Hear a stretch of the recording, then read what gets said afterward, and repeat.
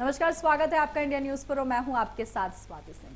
Bharatiya Janata party ने जिले की 8 सीटों में से 7 के टिकट घोषित कर दिए। इधर बांडा और देवरी में टिकट बदले तो सागर, नरवाली और खुरई, रहली और सुर्खी में वर्तमान विधायकों को ही मैदान में उतार दिया गया।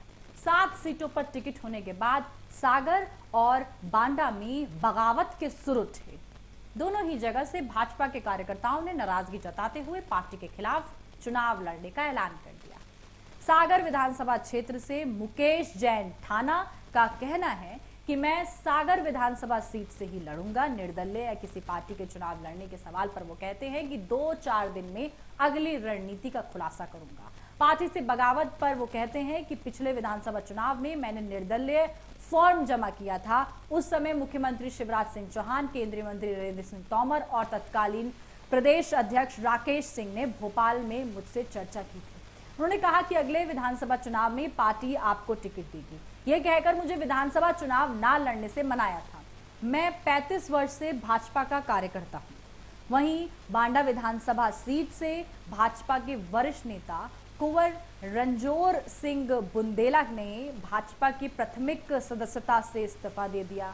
उन्होंने बहुजन समाजवादी पार्टी की सदस्यता ग्रहण करते हुए बांडा विधानसभा सीट से चुनाव लड़ने का ऐलान भी कर दिया। पार्टी को समय देने के सवाल पर यादव बोले कि मैं अपने लिए समय दूंगा।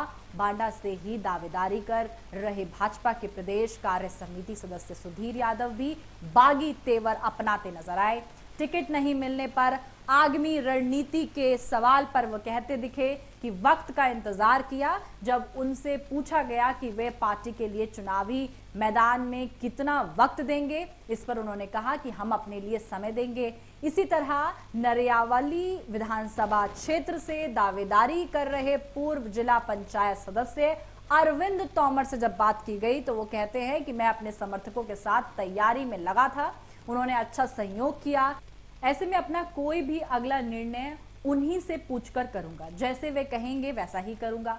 भाजपा का हाईकमान बहुत विचित्र स्थिति में है इस वक्त और जिस तरीके से मैं अब भाजपा के लिए काम नहीं करूंगा, वैसे भी हम घर ही बैठे रहते हैं। ये बात भाजपा के पूर्व सांसद लक्ष्मी नारायण यादव ने सागर में पत्रकारों से चर्चा के दौरान की। उन्होंने कहा, मैं भले ही क्षेत्र में ना जाऊं लेकिन मतदाताओं को भाजपा के खिलाफ चिट्ठी भी लिखूंगा, फिर भले ही उससे कांग्रेस को फायदा हो जाए। मैं शुरू से ही अन्याय के खिलाफ लड़ता रहा हूं, चाहे जो भी हो। पूर्व सांसद यादव कहते हैं कि उनके पुत्र सुधीर को चुनाव लड़ना है या नहीं, ये फैसला उन्हें करना है। अगर मैं इस स्थिति में होता तो मैं जरूर चुनाव लड़ता। वर्ष 2008 में जब कांग्रेस ने मुझे टिकट नहीं दिया था तब मैंने बगावत की थी। सुधीर ने इच्छा जताई जिस तरीके से उन्होंने बांडा से चुनाव लड़ लिया था।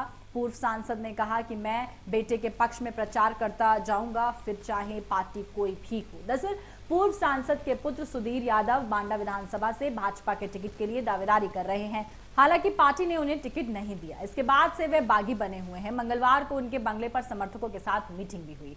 ऐसे में भाजपा ने अपनी चारों सूची जारी कर दी है। बड़े चेहरे सामने आ गए हैं। जनता को पता है कौन कहां से चुनाव लड़ रहा है, लेकिन भाजपा ने वो चेहरों पर फोकस नहीं किया जो कि भाजपा के लिए मेन भी हो सकते थे और अब बगावत पे उतारू हो गए हैं। इसका कितना प्रभाव चुनाव पर पड़ेगा, तमाम अपडेट के लिए हमारे साथ बने रहें, देखते रहें इंडिया न्यूज। धन्यवाद।